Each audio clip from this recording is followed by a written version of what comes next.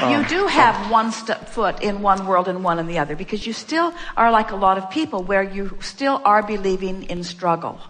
And it doesn't feel to you like you're paying enough of a price when you just want to play, because the mindset of most humans is that you don't play your way into success.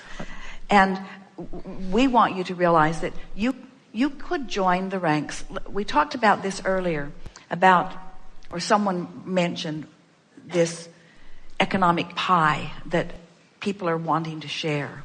And we've been saying to people lately that there's not a finite amount of economy that you're splitting up. There's an infinite amount of economy that's in the vortex.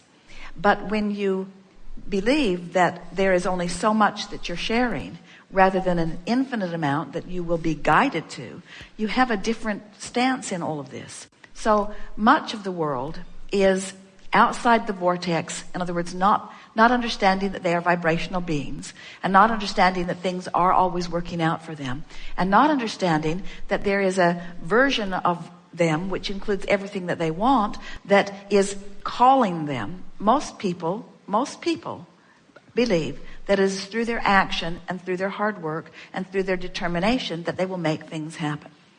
We are not in disagreement with the fact that you can make things happen by deciding that you're going to do it, by determining it, by writing it in your book, and by making sure that you do it. In other words, we know that you can effort and you can accomplish, and that much of your world is functioning in just that way.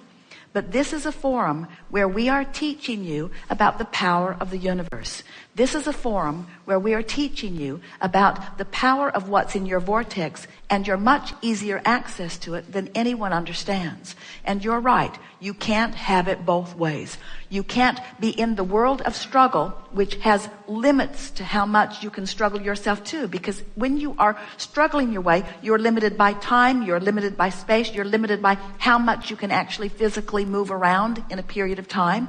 There are definite limitations to that. That's a working by the hour. That's the process of going through the motions. That's the process of doing everything that you can physically extract or call forth from your physical beingness. But it is not utilizing the power that creates worlds. It's not utilizing the energy. It's not utilizing the law of attraction. And that's why so many people are discouraged and so many people are tired, because they're efforting, bucking their own current. So when we talk to you about the vortex, when we talk to you about energy, when we talk to you about emotions, when we talk to you about alignment and resonance, we're talking about doing the work that matters most first, and that is aligning with that energy, and thereby becoming the cooperative component to the things that you've already put there. And things begin to move in your favor that require no effort. It just requires being flexible enough that you can move in the direction of what's calling you in the strongest way. That's what true inspiration is. That's what divine intervention is. That's what aligning with the fairies of the universe is, you see. There's so much leverage in alignment and so much hard work without it.